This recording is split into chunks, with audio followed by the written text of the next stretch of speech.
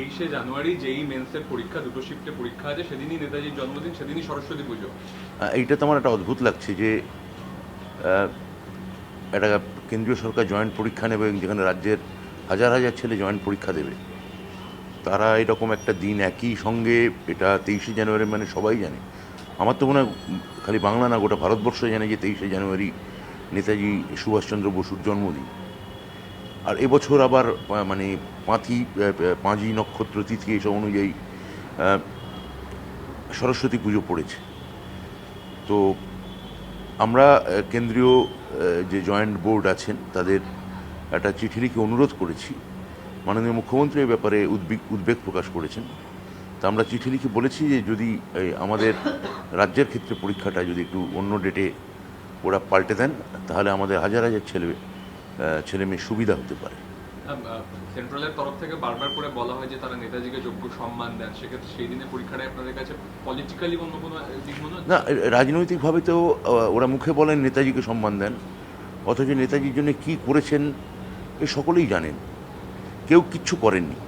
নেতাজিকে যেটুকু সম্মান জানানো আমাদের রাজ্য সরকার, আমার মুখ্যমন্ত্রী জানিয়েছেন।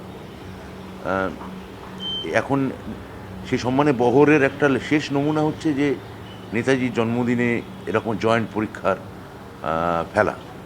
তো এটা আমার মনে হয় যে এটা শুধু এর পেছনে যদি কোনো গূঢ় রাজনৈতিক উদ্দেশ্য থাকে, সেটা তাঁরাই বলতে পারবেন যে নেতাজি জন্মদিনকে এইভাবে অবহেলা করা বা তাচ্ছিল্য করা, বা এইটা তাদের আছে কি না বুঝতে পারছি না আমরা। কিন্তু আমরা যেহেতু ধারাবাহিকভাবে বাঙালি মনীষীদের একটা অপমান আমরা দেখতে পাই কেন্দ্রীয় বিজেপি নেতাদের কথাবার্তায়, এটা তারই একটা মানে এক্সটেনশন কিনা, সম্প্রসারণ কিনা, সেটা ভাবার বিষয়।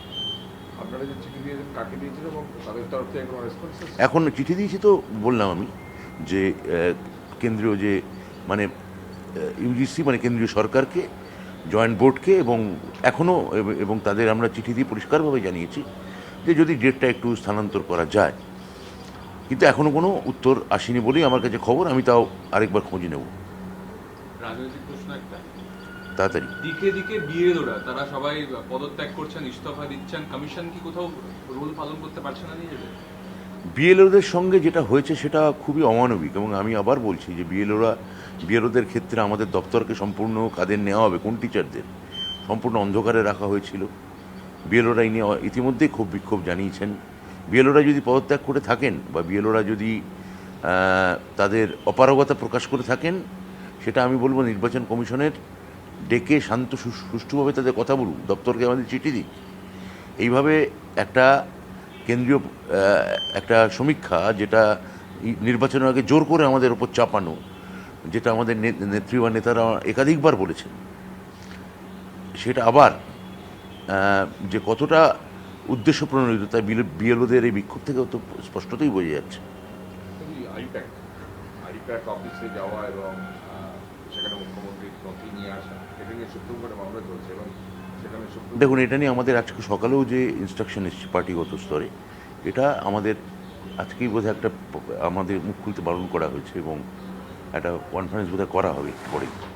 আরেকটা প্রশ্ন আছে, আগে মেডিকেল ইন্স্যুরেন্সটা রাজ্যের কাছে ছিল, এখন সেটা কেন্দ্রের কাছে চলে গেছে। সেখানে দেখা যাচ্ছে -40 পেলেও একজন ডাক্তার হতে পারবেন, কাট অফ এত নেমে গেছে।